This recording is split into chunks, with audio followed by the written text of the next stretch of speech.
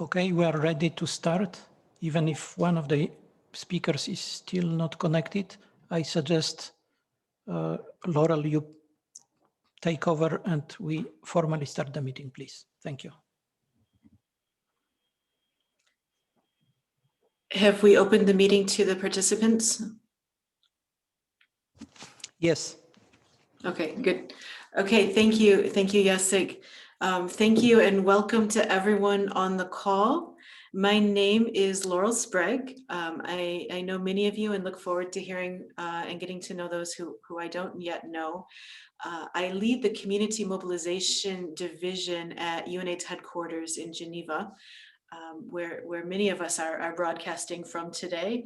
One of the beauties of working virtually, though, is that we've been able to bring in really an incredible group of speakers and participants for this dialogue, much more than we ever would have been able to do in person. So first, let me welcome, with a really warm welcome, all of our speakers and participants in this webinar. I'm really looking forward to hearing the speakers and the discussion that will follow. Just a few notes to begin. Probably most importantly, there is interpretation available on this webinar. Hopefully, if you're hearing me in English, you can still follow this. You can go to the interpretation button at the bottom right of your screen and select English, Spanish, or French interpretation. And I hope perhaps someone could post that in the chat box in case there's anyone who doesn't understand me in English sharing this information. So we're looking forward to having this multilingual conversation together. I'll talk about the objectives and we'll start the first panel in a moment. First, I just want to talk a little bit about how the process will go.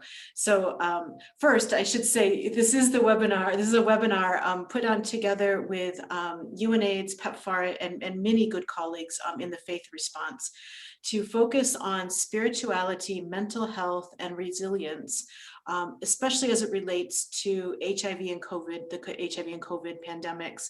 And what I would expect is that not only is this relevant for the communities that we care about and work closely with, but probably also relevant for every single one of us who has joined this call.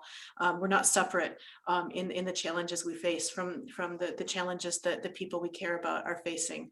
And I hope we can bring our whole selves, our whole perspective and experience to the conversation so that we can have a fruitful and grounded dialogue together today. I will ask you to mute your microphone when you're not speaking so that we can have the clearest sound possible for everyone. We're all connecting with different kinds of connections and different levels of Wi-Fi. So we want to make it as easy as possible for everyone to be able to hear and participate. You will hear two panels. Each one will be approximately 45 minutes to an hour in total, with speakers and dialogue, question and answer, and dialogue together after the presentations. While the presentations are happening, please make use of the chat box for questions and comments. And you can put those questions and comments while speakers are presenting. That way we can try to have bring in as many comments and as many different voices as we can. So feel free to make comments and ask questions throughout the presentations. And then we'll have time for Q&A after. Also in the chat box, if you have key recommendations to take forward, please type those into the chat box. And again, you don't have to wait to the end. At any moment that these key recommendations might come to you, please just go ahead and add them. We'll be collecting all of them, and that will help us have a good record of the conversation, but also to take it forward so that we're not just having a dialogue here today, but we're actually able to move forward an agenda that supports and cares for people, particularly around mental health, and resilience and spirituality in the face of the two pandemics that we're facing. You hopefully have seen the Interfaith Health Platform website. All of the recommendations and the notes from this meeting will be posted. The materials will be posted there after the meeting, not directly after. Give us a little time to organize those, but then you'll have access to all of that as well. And so having said that, let me briefly go through the objectives, and then I will introduce our first speaker, and we will start to move through the panel and get into the heart and soul of our conversation today. So you see hopefully on your screen the slides for today, and we have 4 objectives. First is to raise awareness together. I think we are aware, or we wouldn't have so many people. We've had almost 300 people register, the last I heard. So I think there is a great deal of awareness that we can share with each other among faith leaders, groups, and faith-based organizations on issues related to mental health that are faced by people living with HIV and have been exacerbated by COVID-19. Second objective is to better understand what a human rights-based approach means and why it matters for faith groups to adopt it to improve HIV and health outcomes, well-being, and quality of life. Third is to talk about what spirituality and resilience can offer us as a framework to improve the quality of life of people living with HIV during COVID-19, and also for a more effective HIV response more broadly. Fourth is to present best practices and lessons learned by faith leaders and groups. And finally, as I've mentioned already, to identify key recommendations. And we really rely on all of you to help us gather those key recommendations.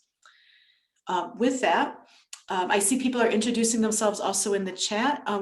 We really invite you to do that, as unfortunately we don't have time to do wide introductions. So please go ahead and introduce yourself in the chat box if you haven't already. And thank you to those who have. So let me go into the first session. I'll be the facilitator for session 1. We have, as you can see here, 4 very interesting, committed speakers that I think I'm really looking forward to hearing. I'm sure you are too. Let me do quick introductions for each, and then we'll go as quickly as we can between each presentation in order to save some time, as I've mentioned, for discussion and dialogue here.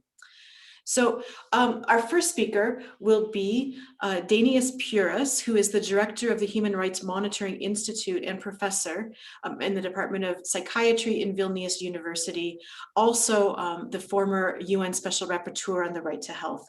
And he'll speak on a human rights-based approach to mental health. Next, we'll have one of my UNAIDS colleagues, well-respected colleagues, Dr. Anna Shakashvili.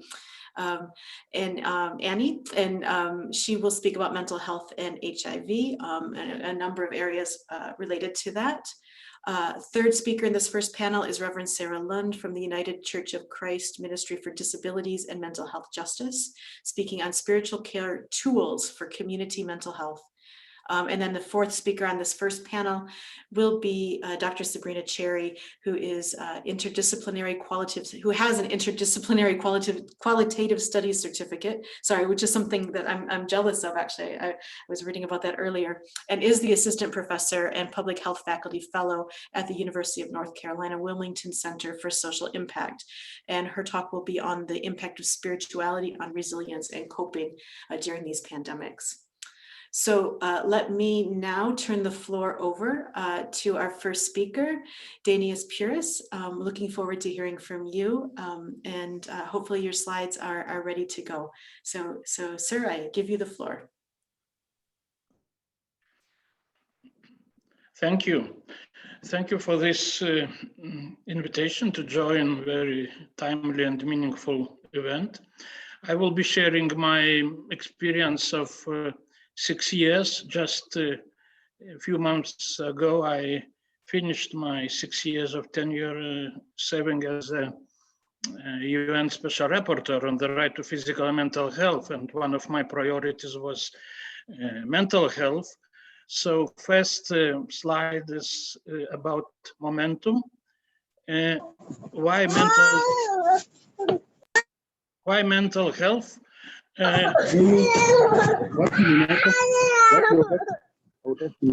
you know, mental health now is increasingly recognized by global community. It started with SDGs and Agenda 2030, because in MDGs we did not have mental health at all. And now it's clear that mental health should move from margins to center of health and development agenda globally. States are urged to invest more in mental health care. This is global agreement. there is not full agreement about how to move, how to invest, and how to not invest. And especially with COVID-19, we are in very interesting debate about how, what changes are needed in mental health and mental health care. And here, human rights-based approach is crucial. As we know, there is an unacceptable situation with violations of human rights of persons who need and who use mental health services. And this is not only because of lack of resources. Of course, this is an issue, but this is something wrong has gone with attitudes with regard to mental health services.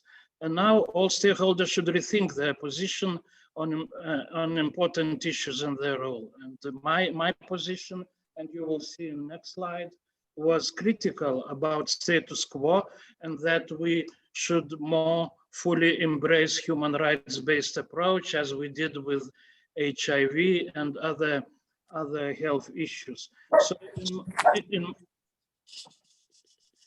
in my reports, I emphasized the systemic issues in status quo, such as overuse of biomedical model and interventions, not that they are not needed, but they're overused in many parts of the world. As also what is overused is power asymmetries between service providers and users, so that psychiatrists quite often still being too paternalistic, and only with medications you cannot empower people. Often such paternalistic approaches, they disempower.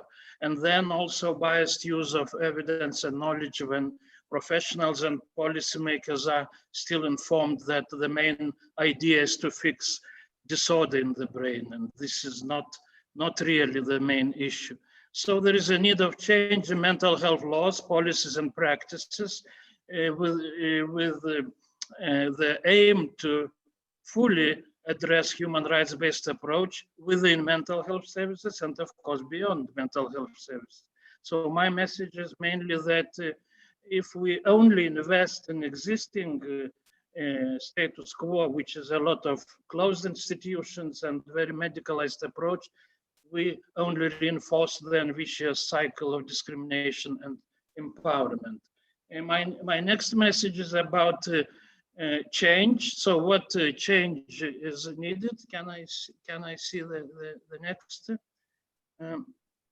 So there are many parallels between different public health crises. We can learn a lot from HIV epidemics, and measures now aimed at preventing COVID-19, for example, should not discriminate groups in vulnerable situations. As we know, children and women are at increased risk of, for example, domestic violence. So we should be aware of this and take actions, because this is detrimental also to mental health. Good mental health, and I want to highlight this, is mainly about good quality of relationships. In other words, social determinants of mental health.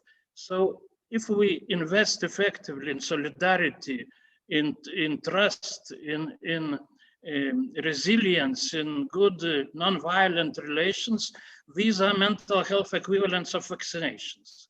So we should start from early childhood, which is what is called now adverse childhood experiences. And when we address such issues as depression, for example, we should more speak about how to prevent power imbalances, which is again about social determinants, rather than only highlight chemical imbalances in the brain. So psychiatry and mental health care should learn painful lessons from history, when human rights-based approach was undermined and the principle of first do no harm was undermined. Interestingly, my experience, because my mandate was global, so I was traveling to all regions. Global South, this is encouragement for Global South, can be more effective, can be more open than Global North to innovative rights-based practices. And many modern cultural practices that support, respect, and empower people can be very effective, even if country does not have so many mental health professionals. Of course, we should differentiate and abandon those practices which are disrespectful, which are discriminatory, and they are so-called harmful practices. Next message is about, can I have next? Is about some examples of avenues heading towards change. So main principle applies to mental health as to other issues.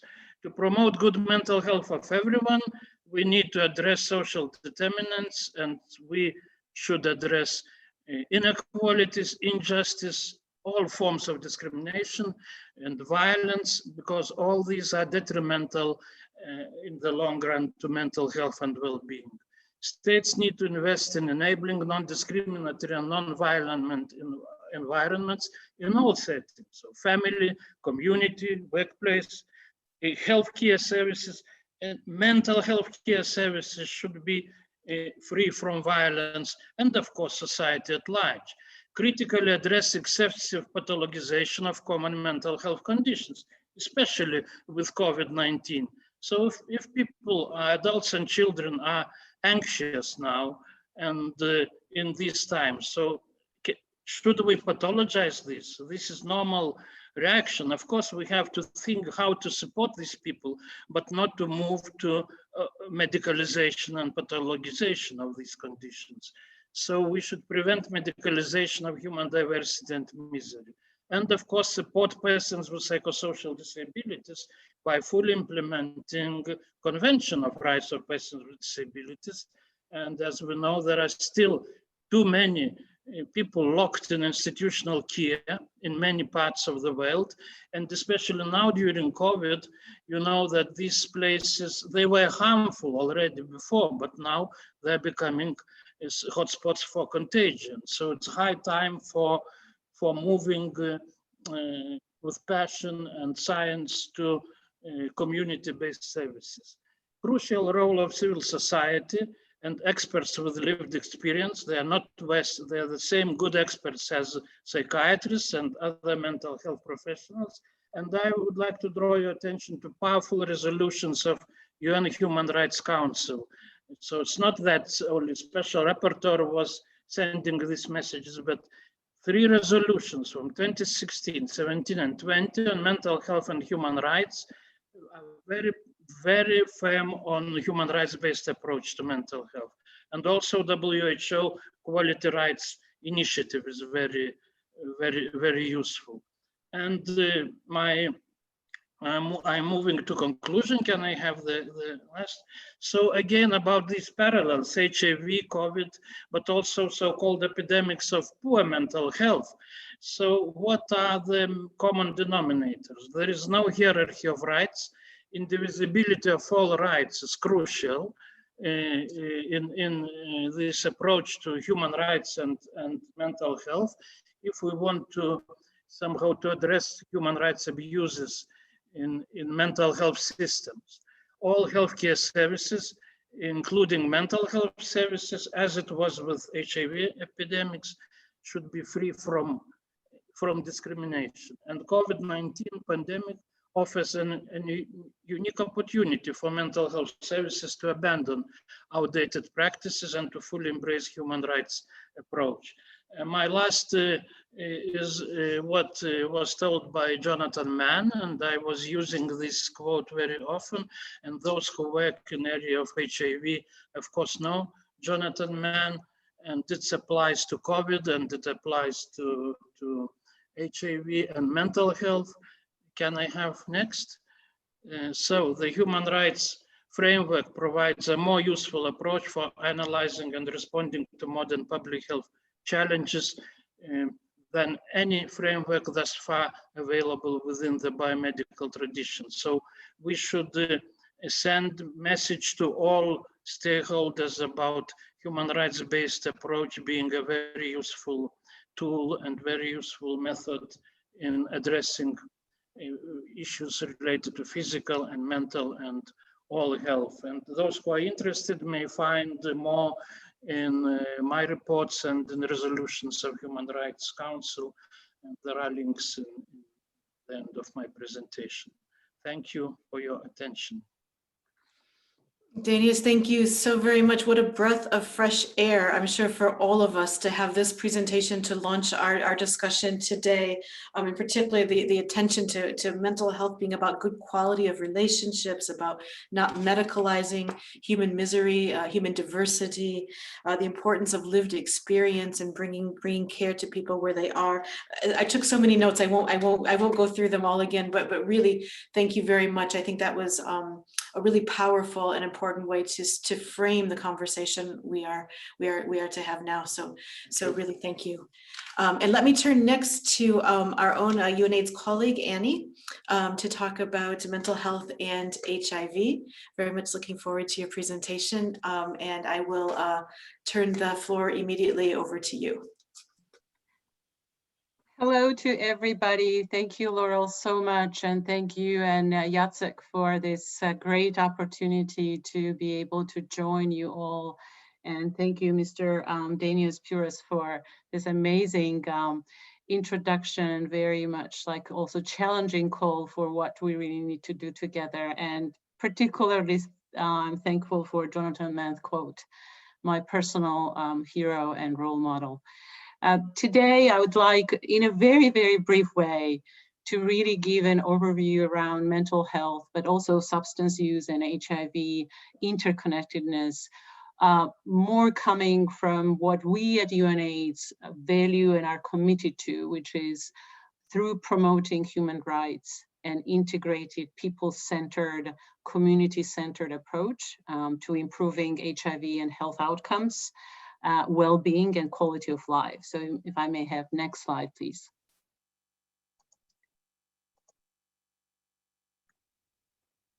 In 2016, the Global Burden of Disease Study had estimated that approximately 950 million people around the world experience a mental health condition and over 162 million drug or alcohol use conditions. That is in total of over 1 billion people, or 16% of the global population.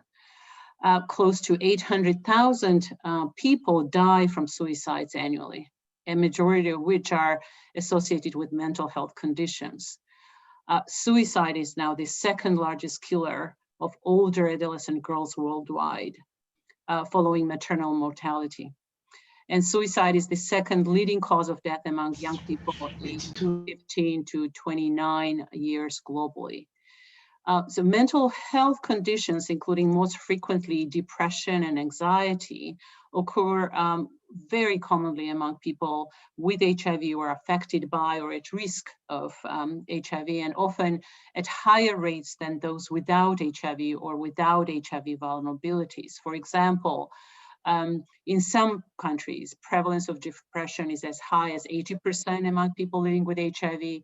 In sub-Saharan Africa, it's estimated that 24% depression prevalence is among people living with HIV versus 3% in general population.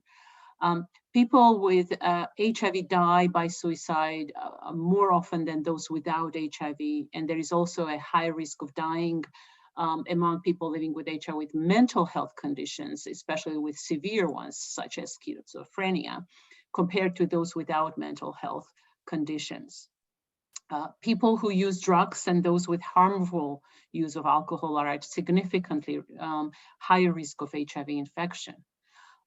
Mental health conditions and drug use and dependence affect access to life-saving HIV treatment, as well as HIV testing, adherence to HIV treatment, and reaching viral load suppression, and therefore their HIV and other health outcomes are significantly impacted by that. Next slide, please. HIV is associated with certain neurocognitive disorders, such as, for instance, dementia. HIV treatment can cause mental health-related side effects. Both mental health conditions and HIV share common social determinants, and thanks Mr. Puris for mentioning that earlier. And among those are violence, including intimate partner violence, poverty, unemployment, stigma, discrimination, displacement, marginalization. And people with both mental health issues and HIV or drug use and HIV often face double stigma, including within healthcare facilities. Groups particularly vulnerable to mental health issues are adolescents and young people, elderly, key populations, racial and ethnic minorities, migrants, and those affected by conflicts and humanitarian crises. So we're talking about also live course approach, age, locations, and context and local specifics and vulnerability. Approximately, for instance, 50% of mental health conditions present in adulthood begin by age 14 and 75% begin by age 25 as an example. Next slide, please. There is also a bidirectional relationship between HIV and substance use. More than half of the people who inject drugs are living with viral hepatitis C, and 1 in 8, approximately 1.3 million people are living with HIV. Alcohol consumption associated with HIV risk as well, and HIV mortality, according to the last, really amazingly great global status report on alcohol and health from WHO, reports on alcohol causing an estimated 33,000 deaths from HIV/AIDS, representing 3.3% of all deaths from HIV/AIDS. So the alcohol and HIV medications, interactions and toxicity and the risk of resistance to antiretroviral drugs are also well documented. Next slide, please. Now, addressing the bidirectional links between mental health and HIV, as well as substance use and HIV, are both an imperative and an opportunity for ensuring both physical and mental health of people living with HIV, affected by and vulnerable to HIV, including those also with mental health conditions, drug dependency, with harmful use of alcohol. So management of the mental health conditions and substance use in the context of HIV service provision and care can help improve access and uptake of the HIV services, including adherence to antiretroviral drugs, but also longevity, physical and mental health.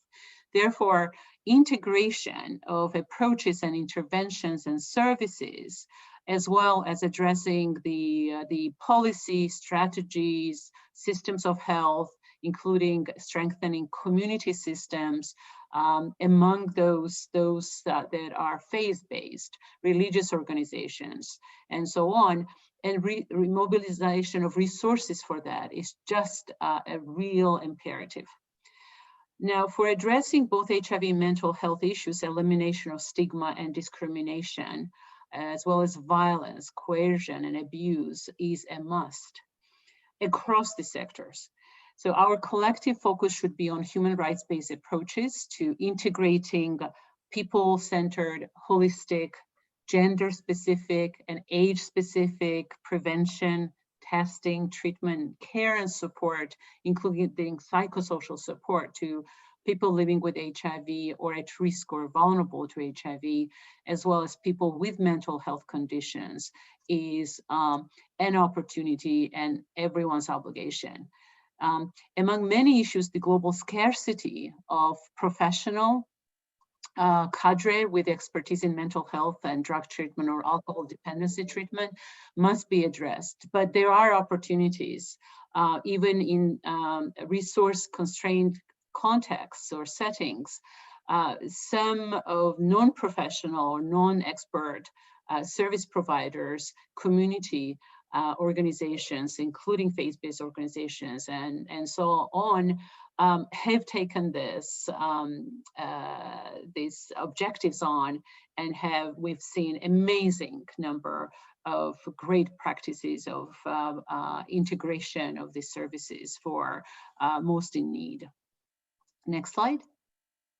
Let me turn now to the impacts of COVID pandemic.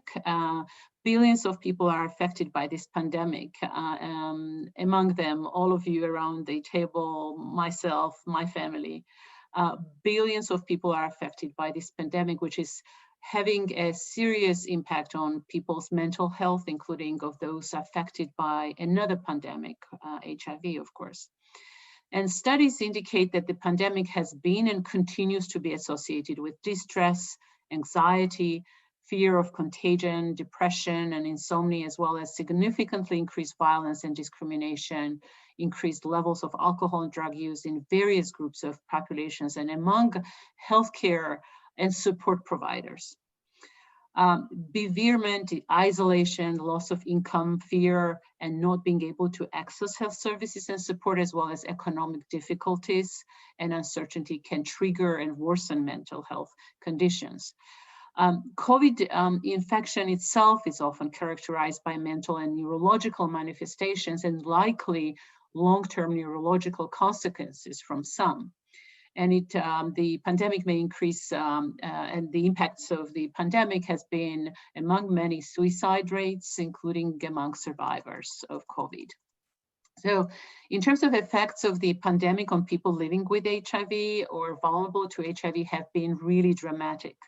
For instance, food insecurity has been affecting health of people living with HIV and their families. We have seen increase in violence, including intimate partner violence against women and girls, including women living with and affected by HIV, as well as people from LGBTI communities following public health orders and lockdowns. We've seen disruptions of prevention and healthcare services affecting people living with HIV or at risk of HIV, as well as people with mental health issues and people who use drugs. And over 60% of the 130 countries surveyed by WHO reported disruptions to mental health services for vulnerable people and communities. 65% reported disruptions to harm reduction services. So it is critical that investments and collective efforts go towards addressing mental health in the context of vulnerabilities to both COVID and HIV, and in the response to and recovery from the COVID-19 pandemic. We have also seen many countries and communities, including faith-based organizations, including some youth organizations, implementing innovative multi-sectoral, multi-disease specific services and support, community-based approaches, including with psychosocial support, to ensure the continuity of services, including for mental health issues. And next slide. So countries should promote people-centered, gender-specific, age-specific human rights approaches for well-being and quality of life through the life course. Invest in integrating mental health, substance use services, and psychological and psychosocial support with HIV services. So this kind of integrated approach is a way to achieve also universal health coverage. So integration is feasible as mental health and substance use care and psychosocial support are not costly. It takes a will and some innovations to do that. Communities play a key role in responding to HIV, mental health, neurological and substance use issues. And now the COVID-19 pandemic also, despite all these tumultuous times that everyone is going through, is a good catalyst, as we have seen in many countries and many settings, to do that. And then obviously we need to mobilize efforts to address the shortage and lack of capacity of human resources, both on the specialist side as well as non-specialist providers of services, to be able to provide those kinds of support and services. And my last slide. And then in addition, of course, addressing mental health should be a key focus as countries emerge from COVID-19 pandemic and recovery efforts. And the role of community-based organizations, faith leaders, faith-based organizations is tremendous here. We still need to address gaps in knowledge and programming through additional epidemiological, clinical, and programmatic research. And then lastly, what I'd like to mention is there is so much more increased commitment to addressing people to include in the strategies as well as the efforts more people-centered approaches. So one of the illustrations of it is the ongoing process for developing a new global AIDS strategy within which we will see those approaches well and explicitly called for, including with integrated mental health, HIV, and other services and support for communities and individuals across the settings. We will have new global targets for 2025, including for mental health and HIV integration. And soon we would be happy to share with all of you a new guide that UNAIDS and WHO is developing for the ways how to integrate mental health into HIV programs and in between mental health and HIV. So thank you very much for your attention, and best of luck in all your endeavors. Thank you. Annie, thank you very much for this. I think, among other things, you really emphasized the suffering that many people living with HIV have experienced. That's also it's often been invisible or just diminished or minimized. Plus some really important ways forward. It's really appreciated. We're a bit over time, so I am going to ask the presenters if you're able to respond to any of the comments directly in the chat. Just in case we don't have time for them to be asked publicly, please go ahead and do that if you're able. I know that Reverend Sarah Lund was having some trouble connecting. I just want to see, Sarah, were you able to connect?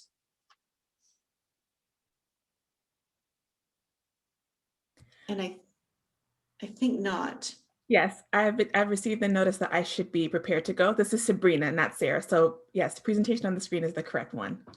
Okay, super. So Dr. Cherry, thank you very much for being flexible.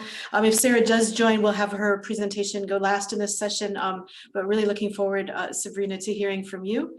And then let me just, in the interest of time, just immediately give you the floor, and thank you. Thank you so much. Good morning, good afternoon to some of you, and good evening to others. I am honored to be here and to present today. I'll be talking about our work, but in the context of how we can apply it to the practice-based setting. So please, next slide. And you can go ahead and forward to all the things that are on the screen. I just want to give a few disclosures that I am based here in Southeastern United States, as well as the Southeastern region of North Carolina. But I bring to my work lived experience from other places, from the Gambia, West Africa, from Wales, the United Kingdom, as well as living throughout the US. In that regard, my health broadly focuses on my work, broadly focuses on health disparities, but in a number of different aspects, including health and religion. And so the work that I do and what I'm talking about today is not only my professional endeavors, but it's also very personal for me in terms of the work that we can do as a part of practitioners, researchers, speakers, organizers, program developers, and as members of faith-based communities. Next slide, please. And you can, yep, thank you. Here is an overview of what I'll be talking about today. I will not go into the explicit details of our research project, but you can find the article that we published on the webinar's resource page. Next slide, please. So just diving in, I want to give some context for how we define spirituality for our research project. Next. Many times we hear people say, I am spiritual or religious.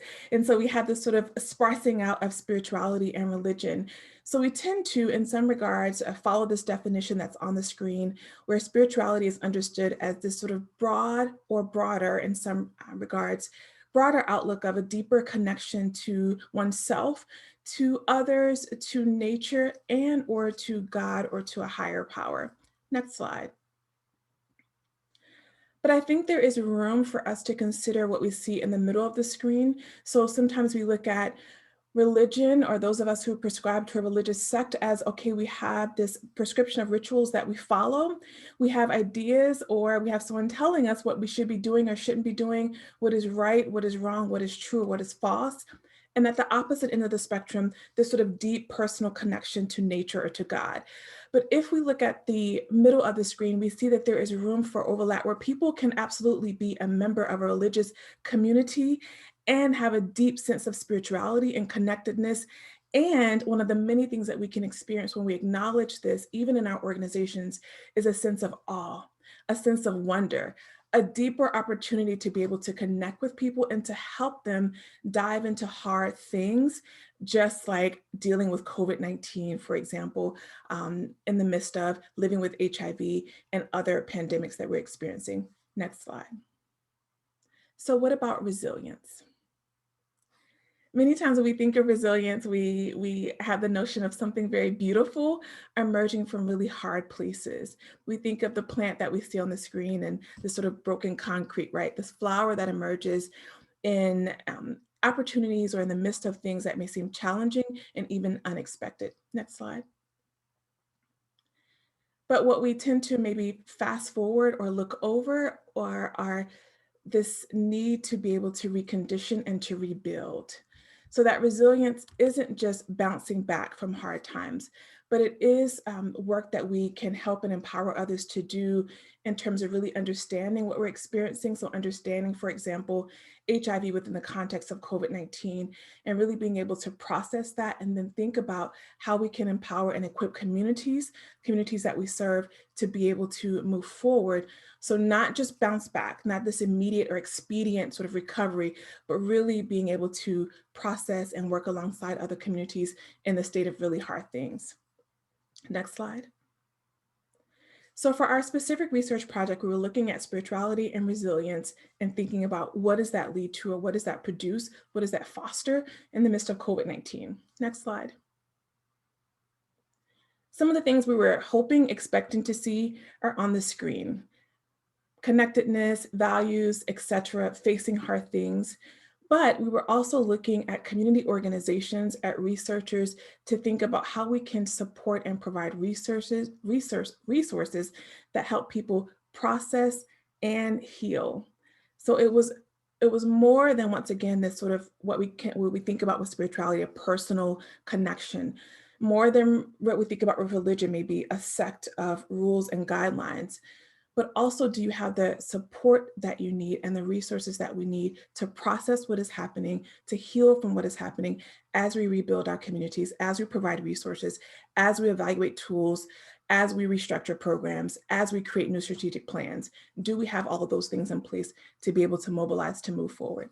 Next slide, please. So our research article focused on spirituality and resilience during the time of COVID. Next.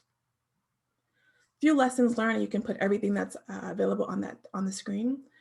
As you may suspect, we saw with the members who responded at least to our survey and to the open-ended questions, they did have notions of hope, right? That things would get better, that things will change, maybe even peace, that this is very challenging. This is a very hard and troubling time, but I'm at peace with what is happening. My faith and or my spirituality allow me or equip me to be able to do that. And even a semblance of comfort. Continue. But as you can imagine, even those, it wasn't mutually exclusive. So even those who experienced hope, for example, and peace, also talked about having feelings of fear and despair. And there's one more bullet point there, and doubt. So sometimes it was that people who scored lower on the spirituality scale said, yes, I feel these things, but it was also people who scored relatively high spirituality and resilience, also noting that they felt fear and despair and doubt. Next slide, please. So what are some practical next steps? As I mentioned, the research article is available on the webinar's resource page, but what are some things that we can do within our respective organizations and countries to really take what I think can be often big data from research to really apply it into the context of our communities? So one thing is considering how we can foster both spiritual growth and resilience with the resources that we have available. Digging deeper into our sacred texts that exist. And this is particularly for faith-based community leaders, right? So what are the texts that we have and how can we then, yes, I'm looking at the chat as it's coming up. How can we then dig deeper into those texts and make it applicable to one of the respondents who just mentioned this, integrating our lived experiences. So if we ourselves are experiencing doubt and fear and concern and worry, being transparent about that with the communities that we lead, right? So not saying that we have to be the perfect model for the communities in which we walk alongside others, but that we can be transparent about what we're struggling with and how we're struggling. We can embrace the journey. We have been in this now approaching a year, some longer than that in terms of COVID specifically. HIV, number of decades, right? 3 decades and counting. So how can we look at this as a long journey that we will walk alongside our community members and create plans, evaluation tools that really can be effective for the long haul. Last bullet point on this slide, and then we can assess and adjust as we do with strategic plans every 5 years, every 1 year, every 10 years, really making sure that we go back and say, this isn't working anymore. This worked 3 years ago before this new pandemic, but it's not working now. How can we assess and then readjust? Next slide. So oftentimes we think about the first picture, we have spirituality, and we're sort of like this, I'm strong in faith, or I'm a faith leader and I feel strong in where I am, but we're wallowing in things that may be happening. Next picture. Or at the opposite end, we think about this beautiful thing that emerges immediately and expediently that is whole in the midst of hard things. But I'd like to challenge us to think about the last picture, which is that sometimes we come out of these situations, we move forward with these situations.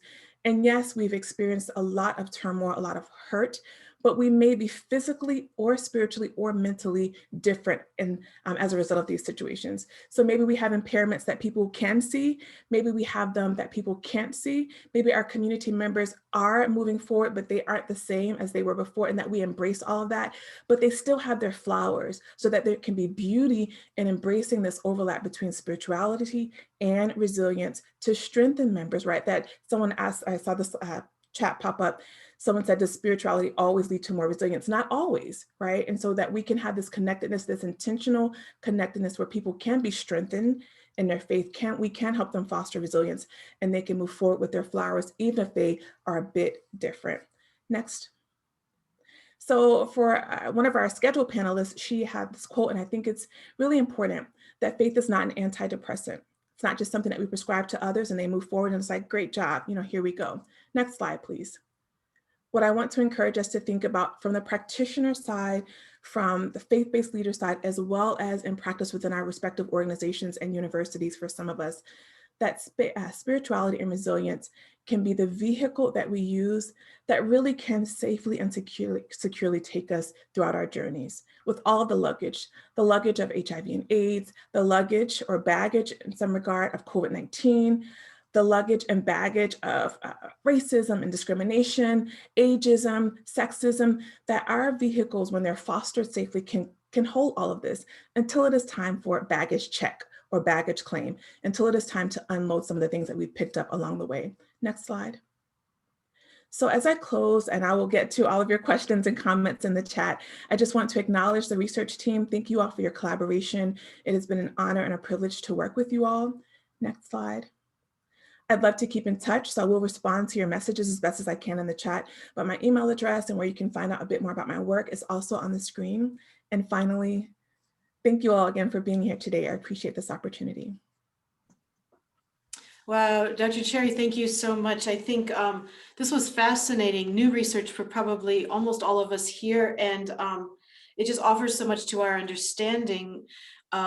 And I'm just thinking you couldn't possibly have known, right, how valuable and important it was going to be at exactly this moment in time. So thank you. What I will do, since we have about 10 minutes before the next panel for Q&A, I will pick some questions from the chat in order to move us forward most expeditiously, I would hope. And Dr. Cherry, if it's okay, since you've just had the floor, I'm going to go right back to you with one question that you started to touch on at the end. This is a question about resilience in communities not only suffering from HIV, AIDS, and COVID, but also in the middle of socio-political crisis. I know in North Carolina, you've been in the middle of some of that. I'm not knowing you, but knowing your location, and issues of racism and violence and some anti-ethnic attacks. I won't go on, but I wonder if you could say a little bit more about how your understanding could speak to people who are dealing with those kinds of traumas. Yeah, so something that you all may have seen in the literature is we talk about sort of the multiple pandemics, and that's not only COVID-19, right? But racism and inequity. And so how do we, once again, address these in all sectors? I will say that sometimes it may be tempting to say hands off, I'm not going to touch that. But what I'm pushing against and what I'm saying in this presentation is that we have to touch those things. If we are leading people, we have to touch the things that matter most to people in their lives. So for me as a university professor, I have to think about how this is impacting the students that I serve and that I teach, as well as my colleagues. And my church, to someone who asked about this earlier, yes, I do have to think about how racism and anti-racism play out in my church. And so it's an opportunity for us to not only focus in, which is really important, focus in on HIV and AIDS, focus in on COVID-19, but also think about the multiple pandemics that people are battling every single day.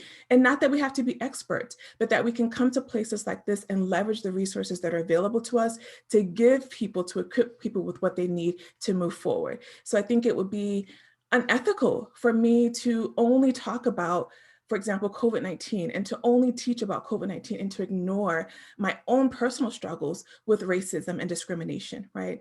So in summary, what I'm saying is that we can touch the things that matter to the communities we serve, and we don't have to be experts on all of these topics, but I do think we have to lean in and be able to equip them and leverage resources to address them. Thank you so much. I think you're really exemplifying what I expect most of us are trying to do, which is to bring our personal commitment and personal experience into the work we do. And your work here has just been really inspiring and also just helpful. I have a question now for Danius Puris. Danius, thank you so much again for your presentation. The question that has come through to me so recognizes that under your leadership, mental health was high on the human rights agendas. What can we do collectively and individually as faith partners to maintain this attention after your departure? Do you have any recommendations for us? Yes, thank you. I think it's a very good moment to strengthen this discourse. It's quite exciting. It's, as I told, there is a search for agreement between those experts, let's say, who would like to continue with status quo, and those who would like to move to next shift of paradigm, which already was happening in mental health care, and always it was some progress with the human rights. So now a lot, I should say, what we need is a critical mass of stakeholders, especially on grassroots movements and NGOs, faith organizations, to liberate this field from legacy of discrimination and coercion. It was too long that common sense was lost in these prejudices. Common sense was occupied by prejudices that, in mental health you cannot avoid coercion. And when these all mental health laws, I have one article which overrides the human rights of people with psychosocial disabilities, then this article as exception is used in many countries as a rule. So finally we have a lot of people still locked up and in the name of medicine and psychiatry. So this movement which is going on now, especially of my allies were mainly organizations of users, ex-users, and also relatives, also many mental health professionals, some psychiatrists, not majority still, but I think that psychiatry is slowly but understanding that psychiatry itself is hostage to, has become hostage to this legacy, of helplessness, So we should liberate not only people who use and need mental health services, but the entire field and I suggest that we learn best lessons from HIV movement, that human rights-based approaches is crucial for as a remedy, let's say. So this is me to join this movement so that we have critical mass of those who want change. Thank you very much. I really, really appreciate. I could see nods around the room, the virtual room that we have. Thank you. We look forward to joining with you on that campaign together. I have heard that that Reverend Sarah Lund was able to join. Sarah, we're really happy to have you here. What we'd like to do is just quickly go to you and your slides. We have about 5 minutes before we need to go into the next panel, but we would really be keen to hear from you on the tools and resources that you had intended to bring forward. Apologies, I can't see in the room yet where you are, but I understand you're here, so I'm giving the floor over to you and looking forward to hearing from you. Thank you. Welcome and greetings from the United States. I am in Indianapolis, Indiana, and I serve with the United Church of Christ as a minister for disabilities and mental health justice. And so what I'd like to share with you all are some spiritual care tools that have been developed to help communities. And one of our hopes is that these tools will address stigma. John Swinton is a theologian that I admire for his work in disabilities and mental health theology. And he talks about stigma as stealing our stories, that stigma steals the stories of who we are as fully human. And so these tools really help to create spaces where people can show up as they fully are and share their stories. And this is what we call our WISE tools. And that stands for W is welcoming, inclusive is I, S is supportive, and E is engaged for mental health. And so what we've developed is a curriculum for faith communities to engage in a period of conversation and learning and study about how to become wise. So what does it mean to create communities of belonging that make space for stories so that the stigma can be dismantled? Welcoming spaces invite everyone to show up, but we need to be more than just welcoming. We want to include. And when we think about inclusion, we also think about including in every aspect of our community, including leadership. A lot of times people with various mental health conditions and challenges are excluded. This is ableism. That because of a disability or a mental health challenge, they're not capable or able. And that's the discrimination against people who are neuroatypical. So inclusion means in every aspect of our community. And then supportive. If we're going to welcome and include people, we've got to be prepared to support them and to be accessible and to have accommodations. And sometimes that means companioning people, having folks ready to walk alongside. If we have folks with neurodiversity, they might need other ways to process information and to engage in relationships. Another supportive opportunity we've encouraged faith communities is to create spiritual care communities. These are spaces where we can pray for each other and hear those sacred stories, the full story of who we are without judgment or shame. And so we've had a lot of success in our faith communities who create these spiritual circles for people to share their stories. And the last part of this tool of becoming wise is E for engaged. And this touches on some of the policies and some of the ways that discrimination shows up in our healthcare systems, in barriers to inclusion, barriers to education, to employment, and to services. So we want folks to be engaged in the world and in their local communities, contacting elected officials and making a public witness that we are that truly engages all people in the life of faith.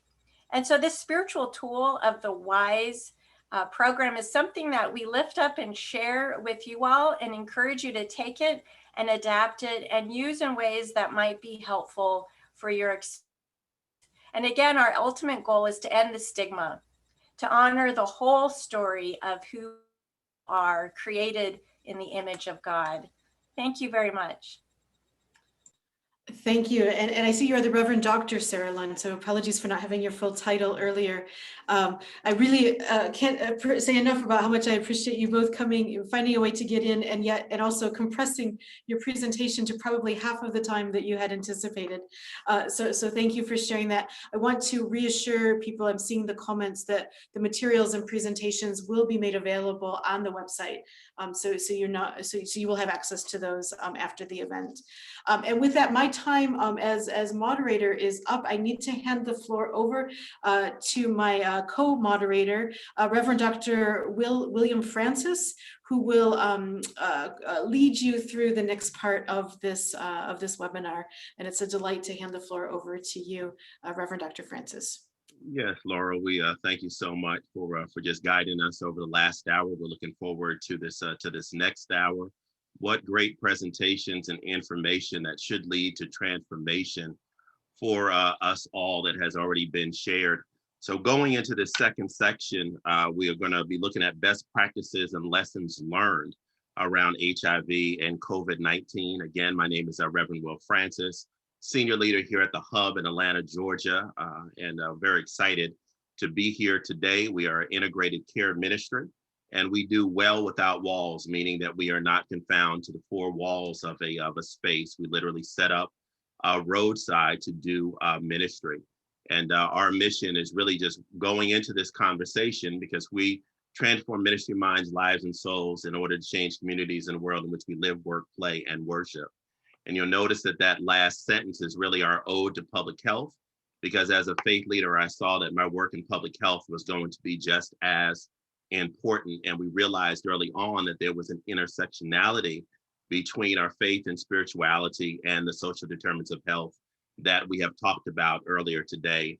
Unapologetically, we have come to be known the church that does communion as well as condoms on Sunday morning, as well as needle exchange. And, I have to say that it's unapologetically because a lot of times we want to challenge theology. Well, our theology is very simple. We have to save lives as well as save souls. So it has taken me out of my comfort zone as a faith leader, but we have so many testimonies and stories that we would share working with those around food insecurity and homelessness, poverty eradication, economic mobility, as well as human sex trafficking. So I've taken so many notes. Today, I'm really interested in what we had talked about in reference to mental health and trauma as we look forward to creating a healing-centered environment. So we'll get to that conversation. We want to encourage folks to put your questions in the chat. Again, as Laurel had said, the notes will be provided on the website, so you can go over and get all of these great presentations. But it is my honor here today to guide you through again this next hour. And our presenters, we have four. I'm going to introduce the two, and our first presenter will be Gracia Violeta, president of the Bolivian Network of People Living with HIV, and then she will be immediately followed by Nakatha Nuro, coordinator of the African Christian Health Associates platform. So we'll go ahead and pull up the slides and turn it over to our next presenter. Gracias. Thank you very much. I'm going to be making this presentation in Spanish. That's what UNAIDS asked me, so please prepare your interpretation. Bueno, gracias. La próxima, por favor.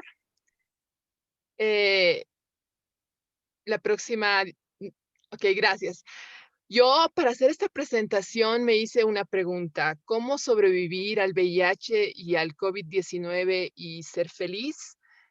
Suena una pregunta un poco fuera de lugar, pero sí, creo que es posible sobrevivir a dos epidemias. Voy a presentarme primero para que me conozcan.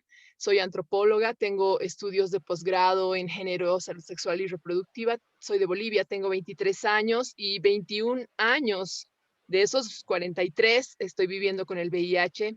Sobreviví a la violencia sexual por parte de 2 desconocidos cuando tenía 20 años y recientemente a la violencia física y psicológica por parte de una pareja.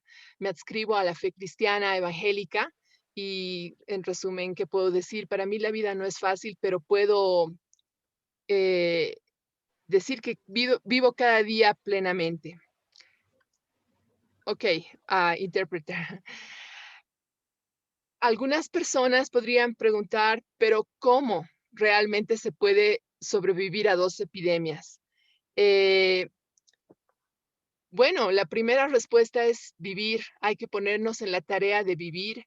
En los 21 años que vivo con el VIH, conocí a muchas personas que lamentablemente murieron muy jóvenes, especialmente antes que tuviéramos los medicamentos. Una vez que los medicamentos estaban disponibles, lo que marcó la diferencia entre los que vivieron y los que no fue la capacidad para vivir bien el día de hoy. Desde que personalmente yo recibí mi diagnóstico positivo al VIH, yo me adscribí a este lema que lo puse en rojo en la diapositiva. No puedo cambiar mis errores del pasado, solamente aprender de ellos. No puedo controlar el futuro, solamente planificarlo. Lo que tengo es el día de hoy, por eso se llama presente. Y viviré este día como si fuera el último de mi vida. Y sin pensarlo, así pasaron 21 años con el VIH sin nunca haber enfermado. Yo puse a la derecha de la pantalla este texto de Mateo 6:34, donde tenemos unas hermosas palabras de aliento. Dice, así que no se afanen por el día de mañana, porque el día de mañana traerá su propio afán. Basta a cada día su propio mal. Quizás a veces vivimos tan consternados por el futuro que dejamos de vivir el día de hoy o sintiéndonos tan culpables por el pasado que no nos concentramos en el presente. La próxima, por favor. Otra clave para vivir en medio de 2 epidemias, perdonar. Entre los hijos adolescentes de las personas con VIH, observé 2 tipos de personas. Los que quieren estudiar medicina para sanar a sus papás y los que odian a el otro padre porque transmitió el VIH, especialmente a los padres varones que transmitieron a las mamás. Y yo me ponía a pensar, todas las personas podemos contar ofensas que seres queridos y aún familiares han hecho contra nosotros. Tenemos infinitos testimonios de eso. Pero para sobrevivir a pandemias y a todo tipo de crisis, necesitamos perdonar a las personas que nos ofendieron. A la derecha de la pantalla puse un poco de algunos datos de cómo la ciencia ya ha determinado que la falta de perdón modifica nuestros pensamientos, sentimientos y también la química de nuestro cuerpo. Es decir, que cuando no perdonamos, nos enfermamos más. Entonces, la primera persona liberada al perdonar somos nosotros mismos. Y esto no quiere decir que no tomamos en cuenta la ofensa, sino que ya no somos esclavos de lo que nos pasó. Hay mucha investigación sobre esto. Yo solamente puse acá unos datos que la compartieron en una cumbre de capacitación ministerial. La próxima diapositiva, por favor.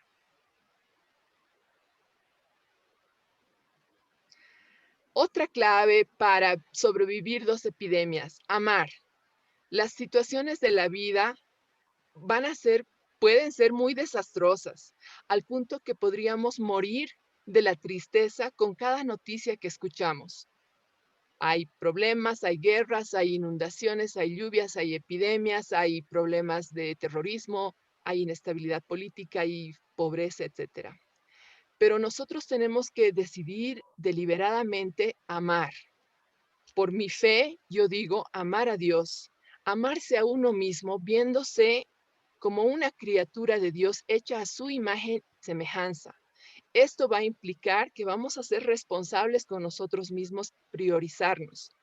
Y amar a la familia y no estoy hablando de una familia en el sentido tradicional, sino que hay muchos tipos de familia, porque aquí alguien puede decir, pero no tenemos familia, muchas personas, y es verdad, pero hay familias que armamos, hay familias que escogemos. Y en el otro lado puse un texto de Efesios 2:10, donde tenemos un texto hermoso que nos dice que somos hechura suya, creados en Cristo Jesús para buenas obras que Dios preparó de antemano para que anduviésemos en ellas. Somos una creación de Dios. Y si nos empezamos a ver de esa manera, creo que nuestras acciones van a seguir en consecuencia a esa identidad. No somos cualquier cosa, somos una imagen hermosa, una creación de Dios, y por lo tanto merecemos lo mejor. Conozco mucha gente que no se ve a sí misma de esta forma. De hecho, se ven como algo despreciable, detestable, como, digamos, la basura del mundo, y es ahí donde comienzan muchos problemas de salud mental. Mucha gente dice, yo no valgo, no sirvo y por eso prefiero morir. Pero si empezamos a vernos como una creación de Dios, es como que somos una obra de arte, como una hermosa joya. La próxima diapositiva, por favor. Otra clave para sobrevivir en 2 pandemias, decidir ser feliz. La felicidad no es eterna, las circunstancias pueden empeorar, pero nuestra actitud debe ser la de decidir, tomar una decisión para ser feliz. Y esa decisión implica escoger las cosas y quizás también las personas que nos hacen felices. Esto no es una excusa para el libertinaje, sino para proveernos a nosotros mismos de lo necesario para vivir bien, no solamente arrastrar la vida a cuestas, sino vivir bien. Y hay un texto hermoso en Proverbios, en la Biblia, que nos dice que el corazón alegre es buena medicina, pero por otro lado, el espíritu quebrantado, o sea, el espíritu triste, seca nuestros huesos, nos enferma. Yo sé que las condiciones de las vidas que vivimos pueden ser muy tremendas, muy terribles, pero a pesar de eso tenemos que concentrarnos en tomar una decisión de ser felices, porque eso es por nuestro bien. La próxima diapositiva, por favor. Otra clave es ser responsables. Una señora en Bolivia me dijo, los que se cuidan más de COVID se contagian más. Esa fue su respuesta cuando yo le pregunté por qué no usaba barbijo. Y yo digo, en este punto de la pandemia de COVID y de la epidemia o pandemia de VIH, conocemos qué hacer. Sabemos cómo prevenir la transmisión de VIH, sabemos cómo prevenir el contagio de COVID y cómo cuidarnos si es que adquirimos estos virus. Y tenemos que hacerlo. A menudo me sorprende que algunas personas dicen, ay, me contagié de COVID luego de una pequeña reunión familiar con unos pocos tragos. Obviamente que eso iba a pasar. Y ahí puse un recordatorio de la OPS, la Organización Panamericana de la Salud, que nos recuerda 3 cosas básicas para prevenir el contagio de COVID. Es decir, yo quiero llegar a la conclusión que si no hacemos las cosas que sabemos que tenemos que hacer, vamos a tener problemas. Entonces, una manera de evitar situaciones complicadas y por lo tanto que desmejore nuestra salud mental es seguir las normas que nos han dicho. Si nos han dicho que tomemos el medicamento para no enfermar, si tenemos VIH, hay que tomarlo. Si nos dijeron que hay que usar el barbijo, mantenerse en aislamiento para no contagiarse de COVID, hay que hacerlo. La próxima, por favor. Tener esperanza. Últimamente, en este tiempo de la pandemia, escuché a mucha gente que dice, ¿para qué seguir la vida? Ya nada importa, si todos nos vamos a contagiar, de algo hay que morir. Y como decía hace un momento, no se trata de arrastrar la vida como un bulto pesado y una carga. Los que seguimos vivos tenemos la responsabilidad de vivir bien y vivir felices. Para mí, desde mi experiencia, puedo decir que es necesario aferrarse a Dios porque Él tiene una esperanza sobre el futuro. Nosotros no podemos ver el futuro, pero Él sí. Y hay un texto maravilloso que lo puse al otro lado, que está en Jeremías 29:11. Dice que Dios tiene planes para nosotros de bienestar y no de calamidad, para darnos un futuro y una esperanza. Si en la vida humana que tenemos no vemos esperanza, yo personalmente he encontrado la esperanza en Dios. La próxima, por favor. Y esta es la última, agradecer. Escucho a muchas personas, y no solamente en tiempos de pandemia, que solamente tienen quejas, ¿no? Que no tengo esto, que no tengo aquello. Y entonces, claro, si nos concentramos en lo que no tenemos, siempre vamos a estar mal. Pero si comenzamos a cada día contar una cosa por la cual estemos agradecidos, estoy segura que vamos a poder tener muchas cosas por la cual sentirnos felices. Hay una práctica hermosa que ustedes seguramente la han visto, se llama el frasco de la gratitud. Se trata de poner una cosa por día en una pequeña botella por la cual estamos agradecidos. Pueden ser cosas tan sencillas como poder despertar, ver, poder cocinar un alimento que nos vamos a servir. Les aseguro que ese frasco se va a llenar y al final de una semana vamos a darnos cuenta que tenemos muchísimo por lo cual agradecer a pesar de las circunstancias adversas. Esta es un poco de la experiencia que yo pude recolectar en estos 21 años viviendo con el VIH y creo que sí se puede aprender a vivir con un virus. Las condiciones pueden empeorar, pero si tenemos estas perspectivas, vamos a tener esperanza y vamos a atravesar esta situación tal como lo hemos hecho con el VIH. Muchas gracias.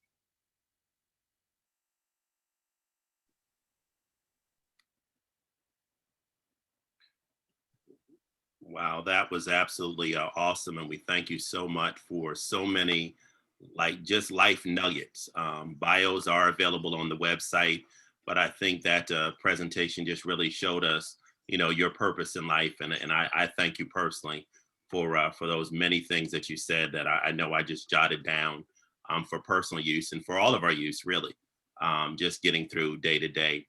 So now we're going to go ahead and key up Nakatha Nuro's slides. Again, coordinator of the Africa Christian Health Association's platform, and she's going to share best practices and lessons learned. Good, you there? Good afternoon Yes, to you. I'm here. Thank you very much. And I'm happy to be here. And thank you, Gracia, for setting the platform to discuss what our experience was since the start of the COVID pandemic early last year. Next slide, please. So the Africa Christian Health Associations platform is an organization that works with Christian health associations and networks in sub-Saharan Africa. And next slide, please. We work, the Christian health associations are organized as mission health facilities and organizations nationally in their different countries. We are in 32 countries, about 43 networks. We facilitate we facilitate networking and communication. We also do joint advocacy, capacity building, as well as partnerships building with our membership. So next slide, please. So thinking about mental health and spirituality and what our experience was, definitely there was panic from a lot of us at the beginning of the pandemic. And for a lot of Africa, we listened to news on the pandemic from a point of it's not yet here, and we were not sure if it's coming to us, but then it did, and we needed to respond. And here we were as a church and church health system. We had to think about what to do, and a lot of it was reaction. We went through a period of not having supplies. We went through a period of panic, anxiety. In terms of mental health, the caregiver, being the healthcare worker, there was anxiety, fear of infection, burnout because of the patient load. They also needed to care for the caregiver. Gracia was talking about the patients. We had the HIV patient who we've always talked to about the need to make sure they stay on their medicines and not miss their doses. And now it was time we didn't know how to get the doses to them. They would not be able to attend their appointments. And also the family and the community at large. There was confusion at that time, and we didn't know where to start. So we started to think about what role do we play. And the first place the first things we did in our response at the beginning of this was to work with our religious leaders. We are often talking about communities, and the communities are as informed as their leaders. And religious leaders are gatekeepers in a lot of our communities. And we are Christian health associations, meaning that we have an association as well with the churches. So we started by reaching out to the religious leaders. Governments closed churches in many of our countries, and that added to the confusion because as far as a lot of the people in Africa know who subscribe to religion, is that in times of difficulty, one of the places you reach out to is to the church. And then the church was closed and the religious leader was not sure what to say about why the church is closed. So the first thing we did was to start thinking about what messages, what information do we need to give to the religious leaders to make sure that the religious leaders are well informed to help the church or their congregants understand why the physical building known as the church is closed, but that they can continue being the church even without the physical building being there, and what kind of messages do they take out. So there was quite some work in terms of the church taking the role of the healthcare worker, and the healthcare worker also taking the role of the church. The photo I have there is of, this is Uganda, and religious leaders were oriented on COVID-19, and churches were required to also have some measures that included taking temperatures before churches were reopened or during services. So that's part of the training that was there. Next slide. That's in Cameroon. That's the usual morning devotion that the health workers have in the morning before they start work. Next slide. So I've talked a bit about some of these things and some of the reasons why there was a lot of issues in Africa, in many places in Africa. We are used to congregating, going to church. We go to the funerals, we go to the weddings. We want to be there in funerals and in weddings, which are conducted by the religious leaders. When people are sick, we want to actually visit. When we meet with somebody, a handshake is part of greeting. A lot of people use the transport system that is public. When I go to a clinician, I want them to examine me and touch me for me to feel that they have actually seen me. Then there was issues around quarantine and isolation, including how do you isolate in houses that might not have the amount of space that would help you to isolate well enough and be in your own space as we're advising. And then there was a difference in disease prognosis. Some people were getting better, others were not. So what exactly were we going to tell people? So those were all issues that surrounded the mental health issues that were there with the caregivers, as well as the patients themselves. Next slide. Those are just photos of some of the things that we did was deliveries of medicines to patients at home to help ease the anxiety. So next slide, please. So I'll talk a bit about the lessons. So one of the things we did was putting people first and caring for the caregiver. So we had online counseling sessions with mental health professionals. So some of our members, or some of them, organized sessions where they were able to reach out to the caregiver. Then wellness sessions we were able to do, including exercise, because people worked long hours, people were stressed because of the queues at facilities, so exercise. And then providing supplies. We tried to make sure that people had supplies that, even if it was, the logistics were very hard, but to the best way possible, we tried to provide supplies with support from partners. Then where work did not necessitate the need for physical appearance at the office, we advised our members or people to use flexi-time and telecommute, and then also provide psychosocial support during isolation or quarantine. And then also in the community, we worked with the gatekeepers, religious leaders as champions for the response. It doesn't mean that the religious leaders were also not going through the same thing the community is going through. They had their own anxieties, they had their own fears. So we have to start by working with them and helping them to be able to work with their own fears and anxieties and then be ready for the community.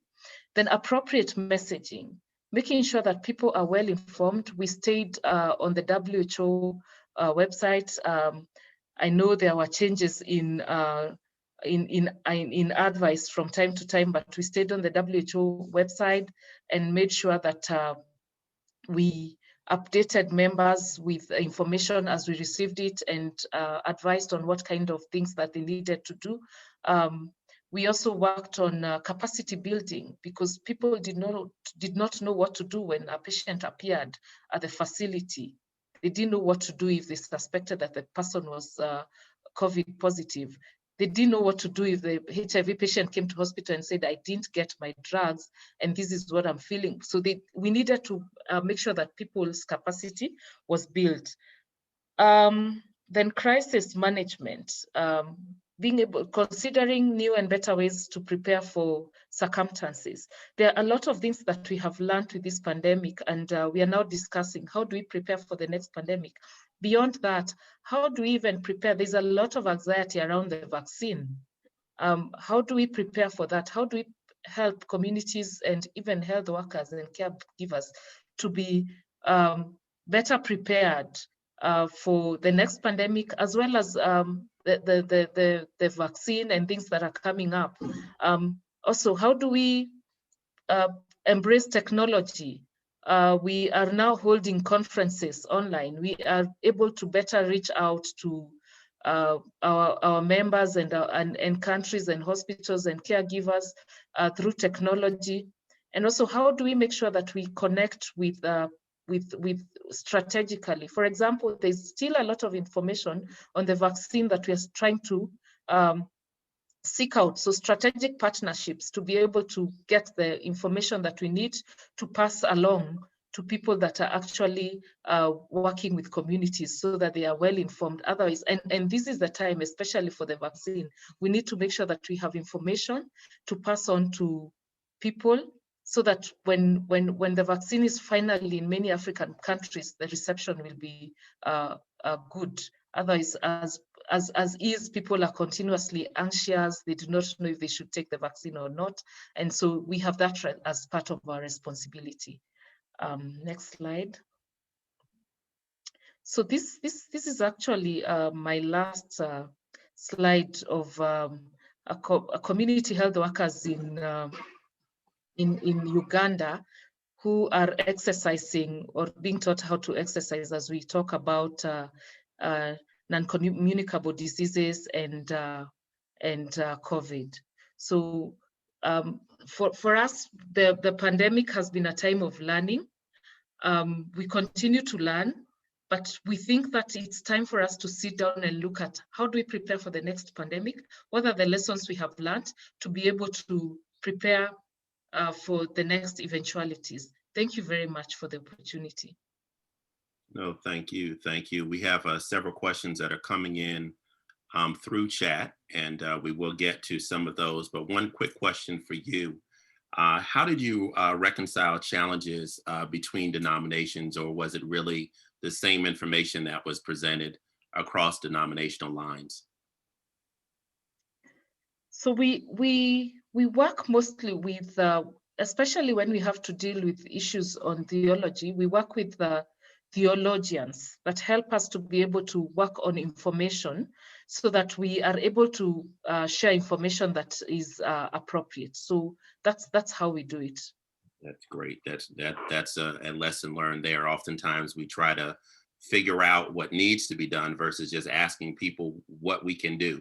So I think that was great. And your other comment about community knowledge and leader knowledge, I thought was a great comment as well. So we thank you for your presentation. We do have plenty of questions that are coming in. These slides will be on the website for you to go back, but some great conversation thus far. We want to go ahead and keep moving. It's 10 o'clock. We want to be just respectful of everyone's time today. So our next two presenters are going to be, I was given the name Apple, so I couldn't mess that one up, but I think it's Applesta. I think I said that correctly. I heard it earlier, which is the program lead and psychosocial support for innovations in mental health, Human Touch Foundation there in India. And she will be followed by Father Rick Bauer, Director of Spiritual and Psychosocial Support for the Eastern Deanery Age Relief Program in Nairobi, Kenya. And he'll be speaking on spirituality, mental health, and resilience during a dual pandemic of COVID-19 and HIV.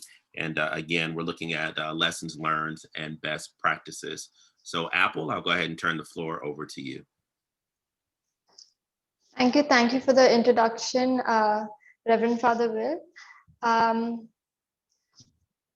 My name is Applesta Meren Da Costa, and I'm the Psychosocial Program Lead at Human Touch Foundation. And today I'll be giving a brief presentation on optimizing health and non-health outcomes for adolescents living with HIV amidst the COVID-19 pandemic. Can I have the next slide? So to give you a brief about our organization, Human Touch Foundation is a nonprofit organization that works in the state of Goa, India. It works with the youth and for the youth. Our mandate areas of work include sexual and reproductive health, HIV, tuberculosis, and substance abuse. So whatever services that we render to our clientele, they are strategically tailored in such a way that it ensures that all young people have access to good health, well-being, and human rights. Next slide, please. Under our strategic area of HIV and AIDS, we have two main programs, which is the We Care program. Under the We Care program, we focus on addressing barriers that hinder adolescents living with HIV to receive an optimum level of quality of life while living with a manageable but chronic illness. So under this program, we cater services that include giving appropriate information about HIV, guiding them to engage in health-seeking behaviors, and also advocating for their rights by engaging in major stakeholders. Our second program is Positive Steps. It is basically a harm reduction program that focuses on needle syringe exchange, oral substitution therapy, condom distribution, and behavior change communication methods. We do this in order to reduce the risk of contracting and transmitting HIV and hepatitis C virus among the users. And we also engage in conducting screening tests for both the diseases for early detection and treatment among people who inject drugs. Next slide.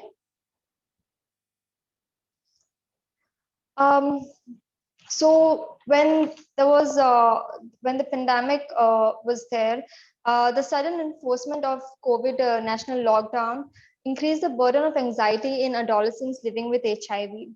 And this was especially because adolescents living with HIV majorly came from, already socioeconomically disadvantaged background. And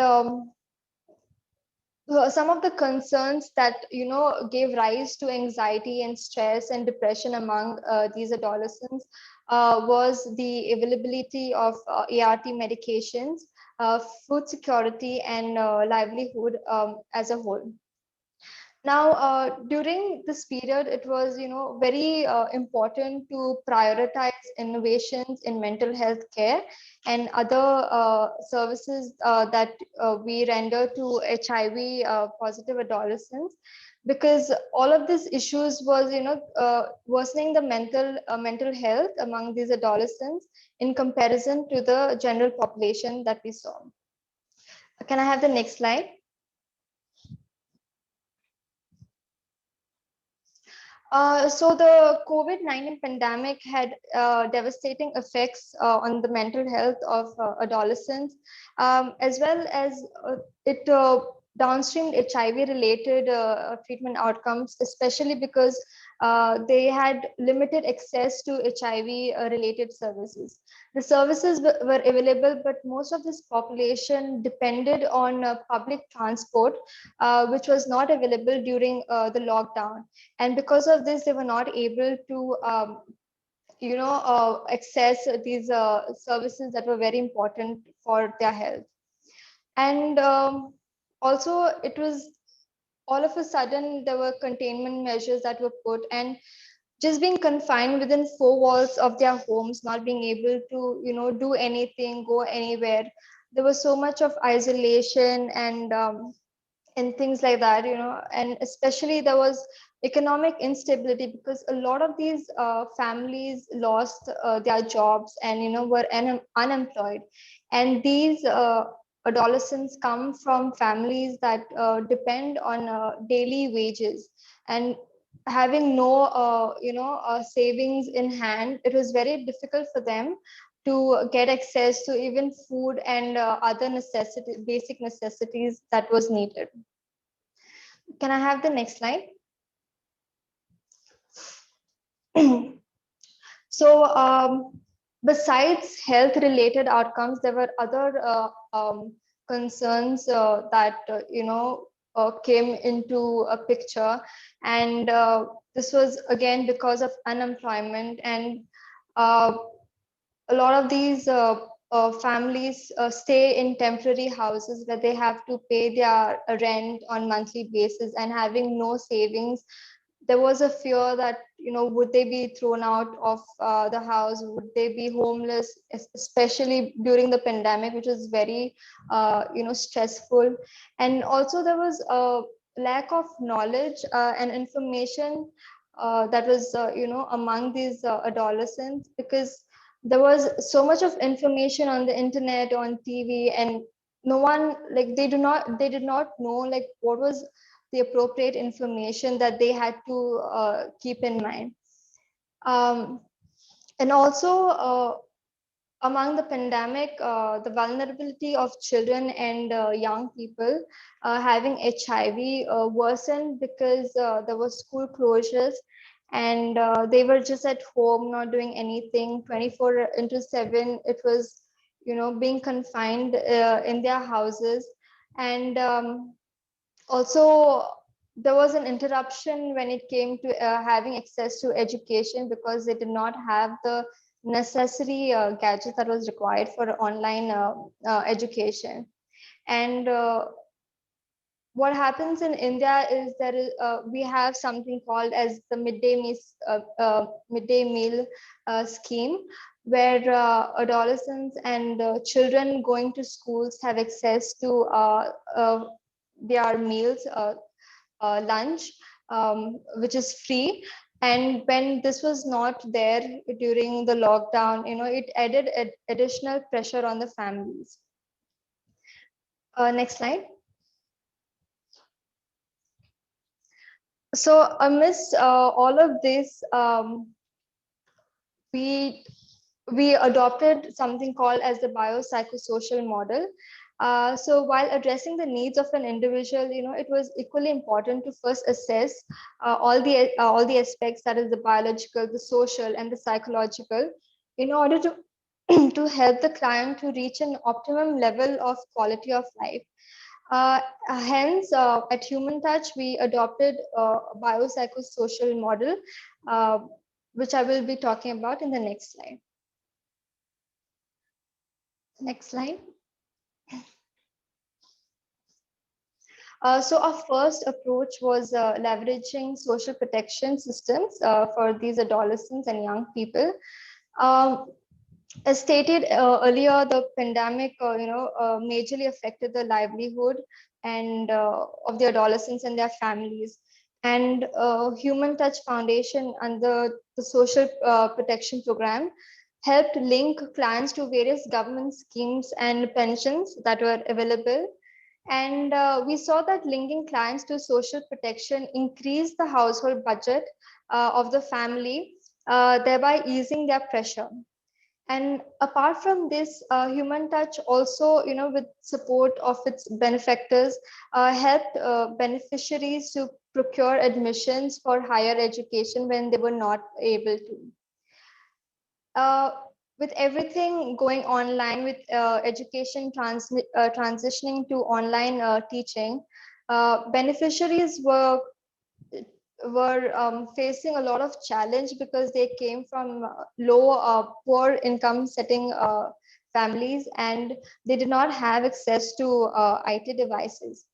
And after doing appropriate assessments of who requires what, we were able to provide some of the gadgets that was needed for online learning for some of the beneficiaries. Another thing that Human Touch did was, observing that a lot of these young people living with HIV were unemployed and at home, doing nothing. A numerous entrepreneurship and skill building programs were organized for the beneficiaries, and this acted as a platform for learning and further personal development. The next slide. The second approach that we took into consideration was strengthening the food security, and keeping in mind the economic impact that COVID-19 had. A lot of these adolescents living with HIV had to compromise on their nutritional intake. And food insecurity subsequently affected the physical as well as mental health of the individual. And to address this vicious cycle and also to promote healthy diet, Human Touch Foundation, with the help of some of the sponsors, like from the UN agencies and faith-based organization and even individual donors, we were able to provide access to nutritional food items and immunity boosters to around 200 households. And this also helped them to retain to care and treatment, which would prevent adverse mental health outcomes. Next slide. The third and most important approach that we engaged in was investing and innovating in emerging mental health crises. And in order to tackle mental health crises that were rising amidst the dual pandemic, we engaged in a hybrid model of care, where we adopted telephonic counseling as well as in-person counseling.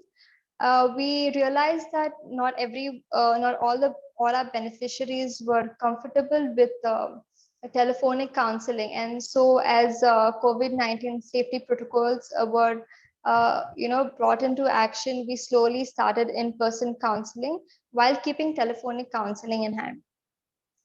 And it is observed that adolescents and children who start taking ARVs from a really young age, these medications, it hinders their cognitive growth. And for the same reason, we at Human Touch simplified therapy, so that it has a greater impact and a greater outcome.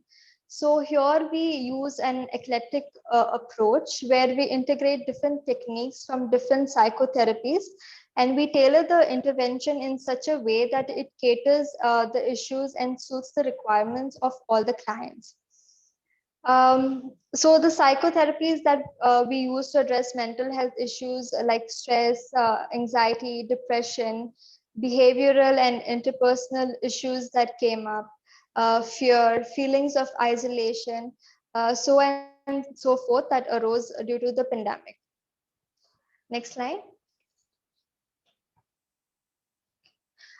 So coming to the recommendations, it is always recommended that before starting any therapy, we need to use screening tools that are readily available online, so that we have a standardized interpretation of the current functioning of an individual. And so assessing using screening tools will not remove the mental health issue altogether, but at least it will help reduce the impact that it has on an individual. Next slide.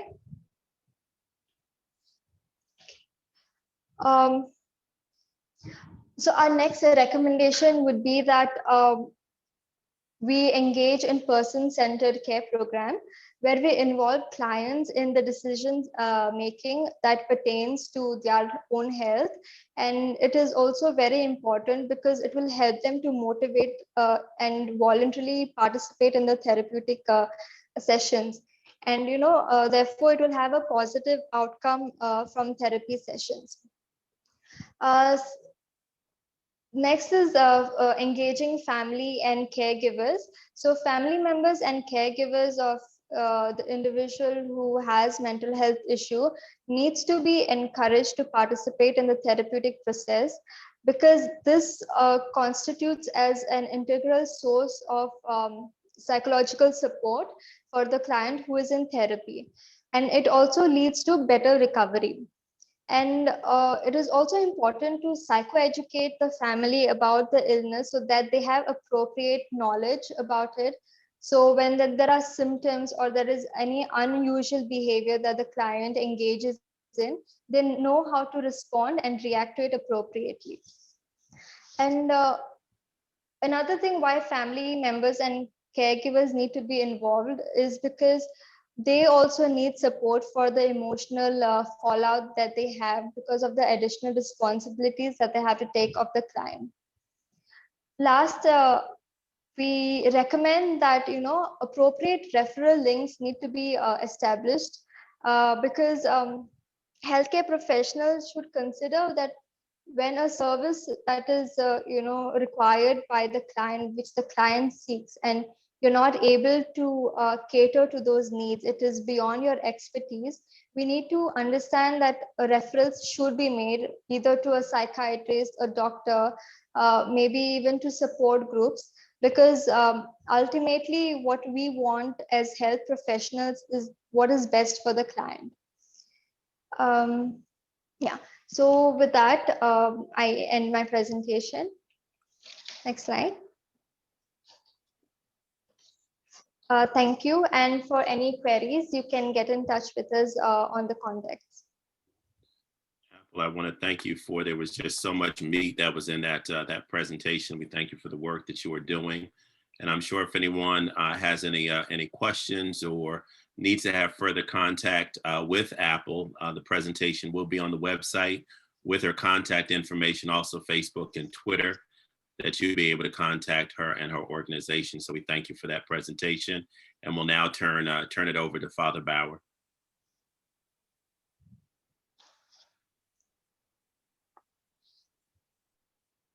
Great. Thank you, Will. It's terrific to be here. It's horrible going last because there have been such great presentations with great information, and I'm almost going to try to summarize and repeat some things, but also to talk a little bit about what we're doing at EDAR.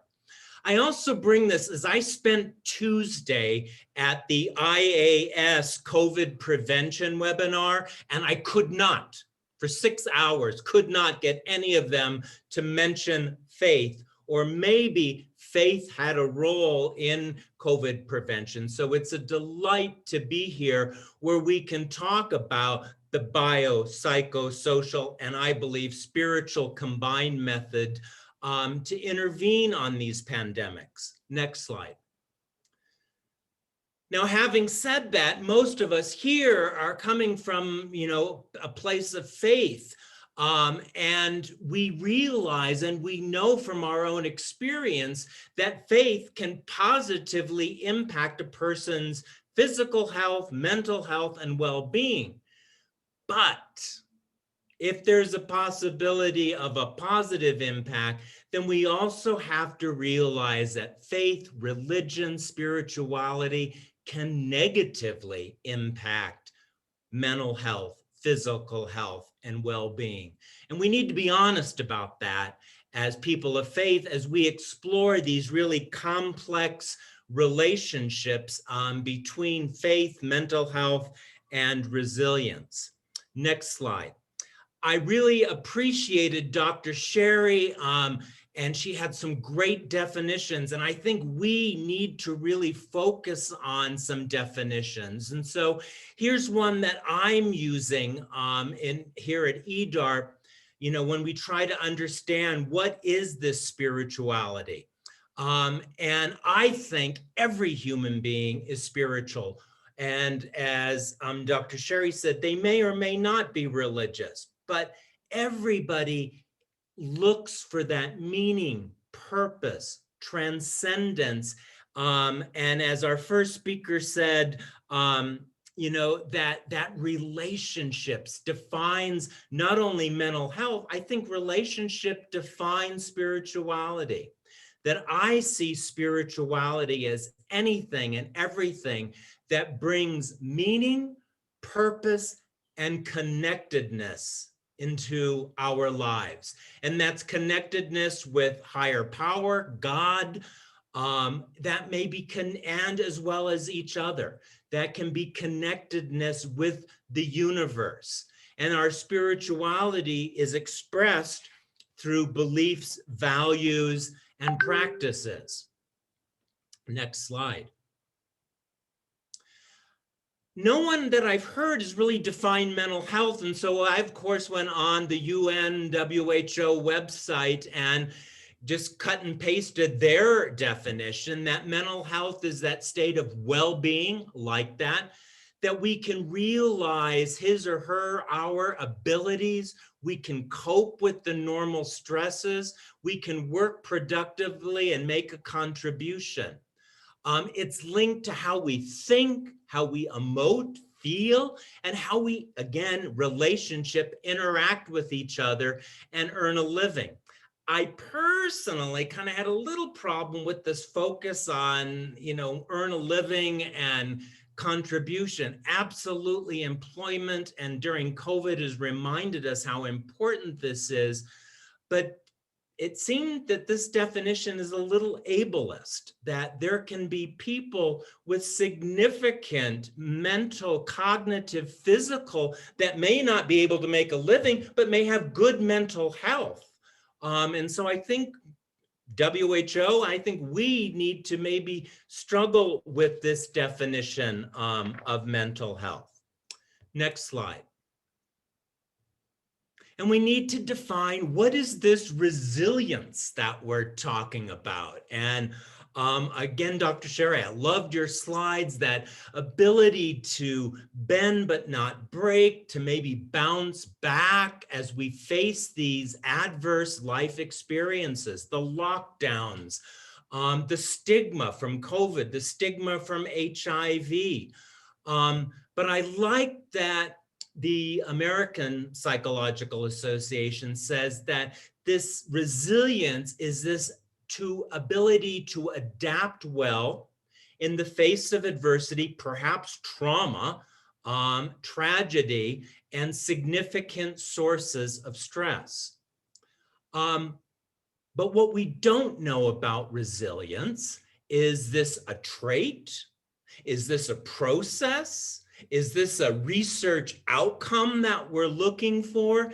And in my experience and in my research, I think there's a danger of looking at resilience as binary. Either it's there or it's not. And if I just look at my own personal life in the last 12 months, there have been days my faith, my mental health has been good. I've been able to be resilient and to support my staff at EDARP. And there are other days where I have been a living mess. And so I think we just need to be honest that maybe resilience is much more on a continuum than it is here, it's there, or it's not. Next slide. I want to talk a little bit about a tool that we in chaplaincy use, the RCOPE, the religious coping, that's kind of a 14-measure way to look at how a person's religion, much more so than their spirituality,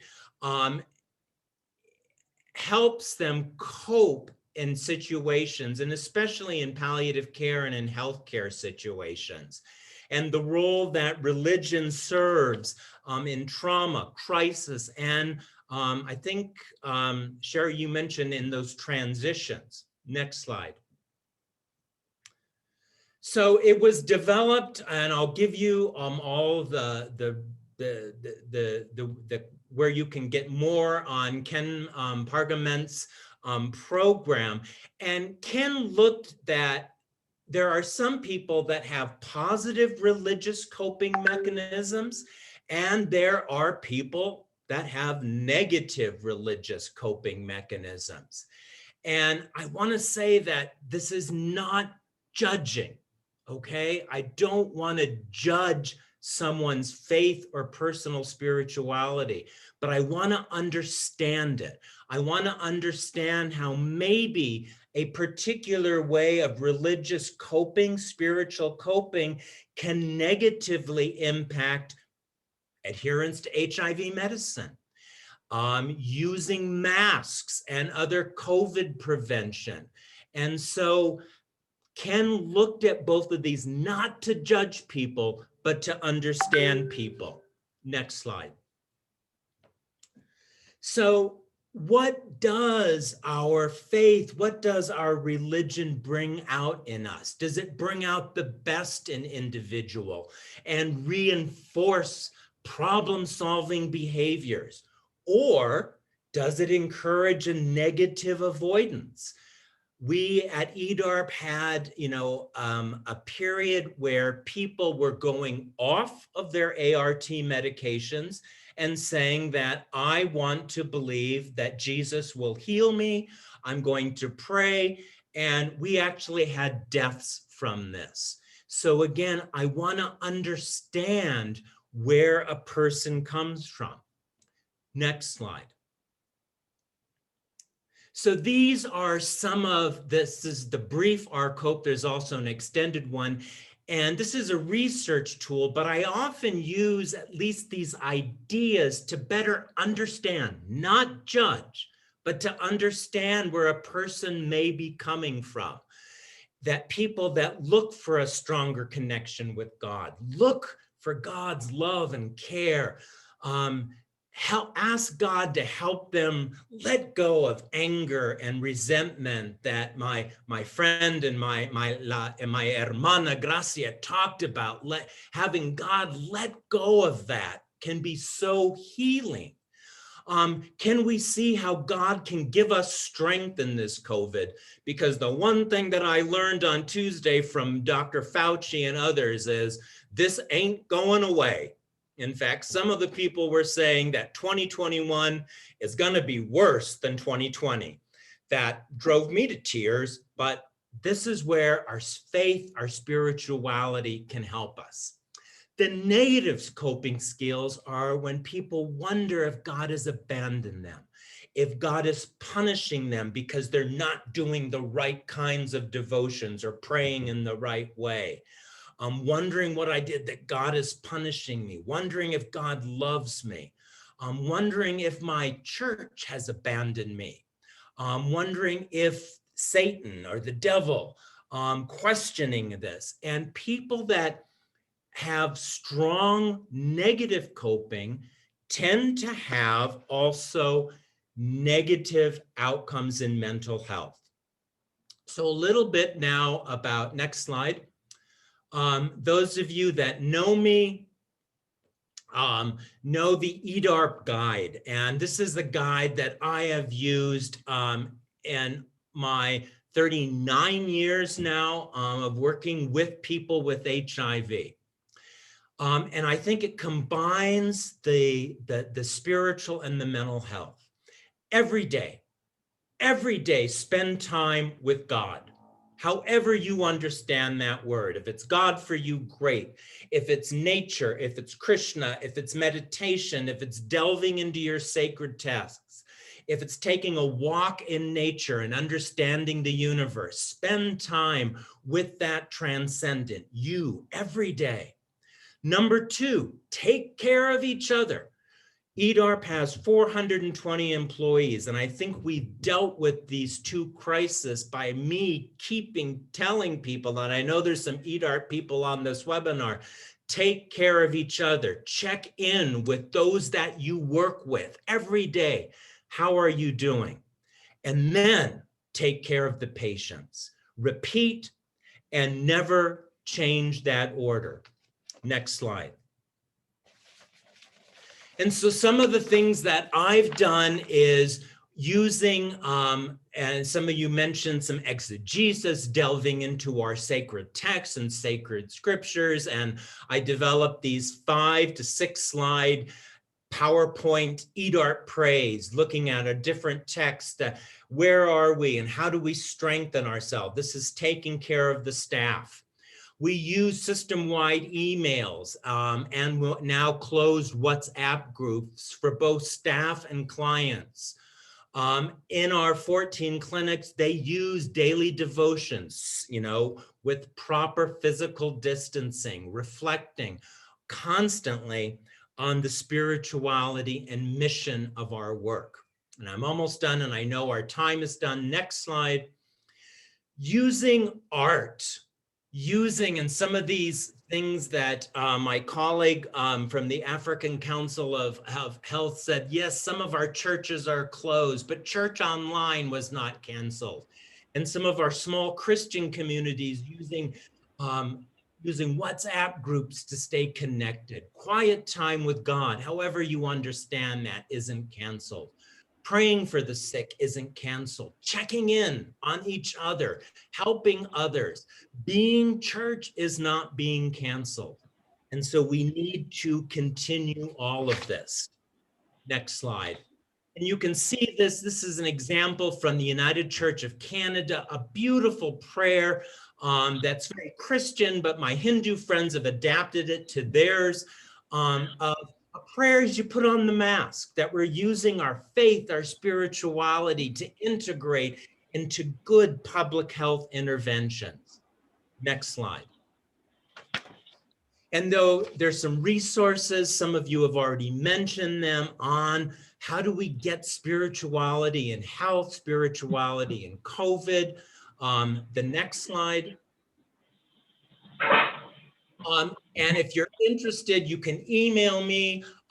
You can check out my Twitter feed. I do constantly on spirituality and health, and an organization that I'm part of, the Global Network on Spirituality and Health, is at George Washington University in Washington, DC. And you can check out the Jinsa Asante, and thank you. Father Barrow, great presentation. So much, again, meat that was there. And I love the mask idea to send a message. I was just reading some of the prayers, and I think that was great. And there are, as you said, some downside of being last. We have some great questions that came in for you. So I do hope that you all will join us on the Interfaith Health platform. We're going to open up the chat tool. Although the presentations are done, I think the conversation is just beginning, or at least needs to continue. So I'm going to see if Laurel, are you still there? I wanted to at least bring you back on as we go to close out.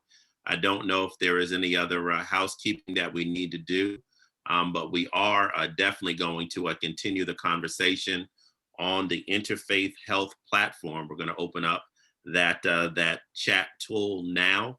I know we had a question about hope in God as compared to hope in self, and then what do we say to those that think that COVID and HIV and mental health are spiritual issues only? And I want to continue that conversation. I've always said faith without works. Sometimes you have to work with your doctor, you have to work with your pharmacist, your dietitian, your financial counselor, your marriage counselor, whatever will get you through, combined with the spirituality and faith. So we want to continue that conversation using the chat tool in Interfaith Health platforms. Laurel, anything that we have forgotten? Well, I'll just come in briefly. Thank you so much. I just want to say some quick thanks. I really want to thank all of the speakers. This was tremendous. We could have listened to you all day, I think. So really, really grateful for you. I also want to thank our interpreters for doing their brilliant work at simultaneous translation, a skill that I think I'll never learn, but I really am grateful for. Reverend Francis, really, I want to thank you for your wonderful leadership in guiding this session. So thank you for that.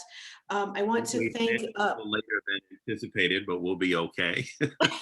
Well, that's just because we need so much more of this than we're able to have. I think that's all that it reflects. I also want to thank the UNAIDS PEPFAR Faith Initiative that helps us fund and present some of these kinds of webinars. I invite everyone here to join us for the upcoming webinars that you can find information on the website. And finally, I want to thank my team at UNAIDS, our team at UNAIDS who put this together, Jacek and Francesca and Julianne, who've just done remarkable work. And I hope I haven't forgotten anyone. I guess I should thank the participants as well, because the dialogue in the chat, even if we haven't been able to have it in person, I think is outstanding and rich and takes us forward really, really well. So just want to express real appreciation to all of you. Thank you. And Dr. Francis, really thank you. No, thank you. We already have the presentations on the Interfaith Health platform. Upcoming webinars, April, we'll be doing migration and HIV. In June, the role of faith communities in strengthening adolescents peer groups. And then in September, framework for dialogue and stigma reduction interventions. Going into December, talking about World AIDS Day and doing an interfaith service.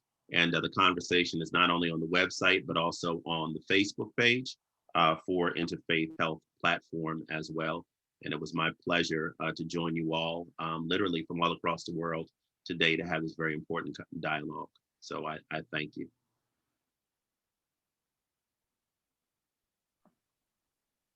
Thank you, everyone. Please be safe and well. Be blessed. Thank you.